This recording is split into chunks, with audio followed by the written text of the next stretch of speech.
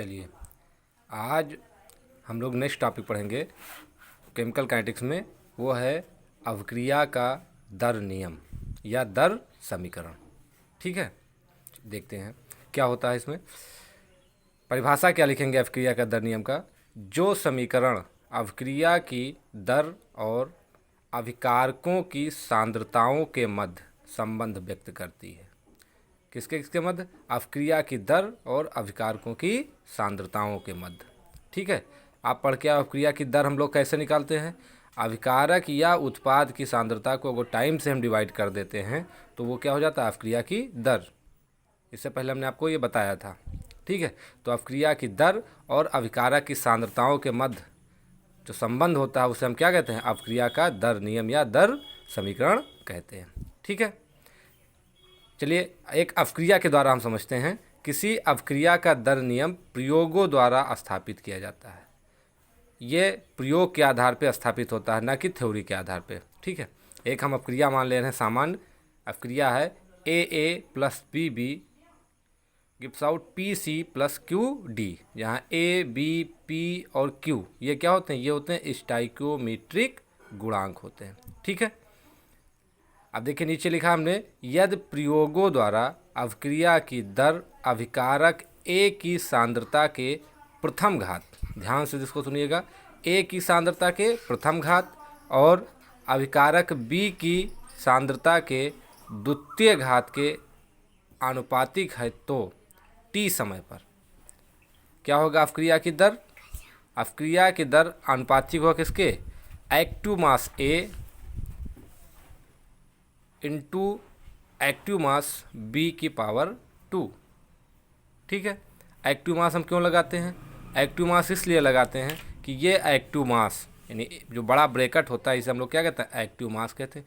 ये किसी भी चीज़ की सांद्रता को बताता है। अब चूंकि यहाँ पर A के चारों तरफ हमने लगा दिया तो ये A की सांद्रता को बताता है, यहाँ B के चारों तरफ लग गया तो ये B की सांद्रता को बताता है। ठीक है, तो अभिक्रिया की दर किसके अनुपातिक हो जाएगा? Active mass A into active mass B की पावर 2। ठीक, अब जब हम अनुपातिक का चिन्ह हटाएंगे तो यहाँ पे हम एक स्थिरांक ले लेते हैं। तो यहाँ पे हमने लिख दिया अभिक्रिया दर बराबर क्या होगा? K active mass A into active mass B की पावर 2।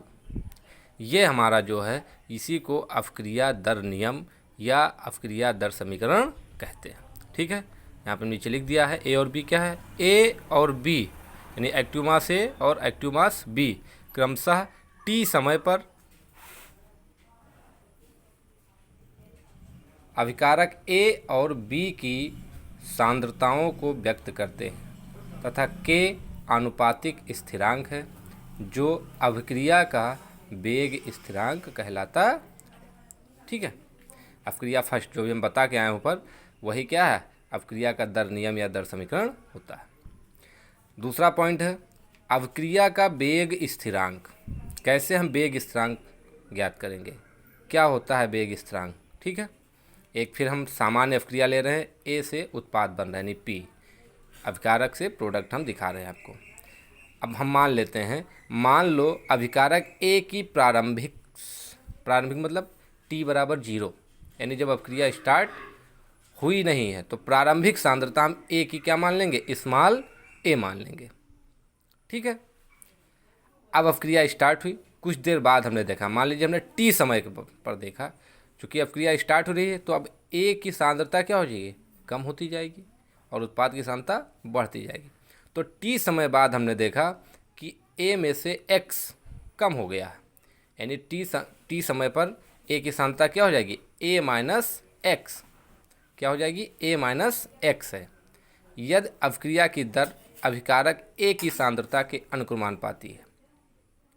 ठीक है, तो समय T पर अभिक्रिया की दर क्या होगी?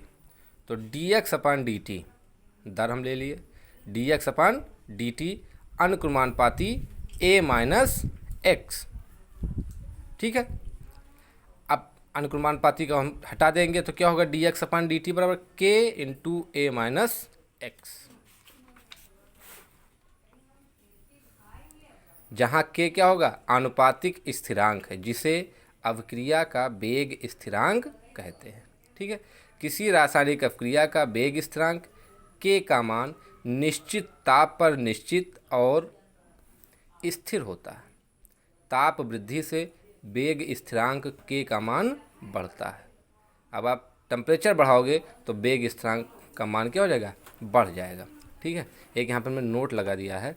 वेग स्थिरांक के को विशिष्ट अवक्रिया दर या विशिष्ट दर स्थिरांक भी कहते हैं। क्या कहते हैं, विशिष्ट अवक्रिया दर या विशिष्ट दर स्थिरांक कहते हैं। आपसे क्वेश्चन पूछा सकता है कि विशिष्ट अवक्रिया दर किसे कहते हैं या विशिष्ट दर स्थिरांक किसे कहते हैं, समझाइए। तो वही है जो आप वेग स्थिरांक पढ़ के आए हो, वही विशिष्ट अवक्रिया दर या विशिष्ट दर स्थिरांक है।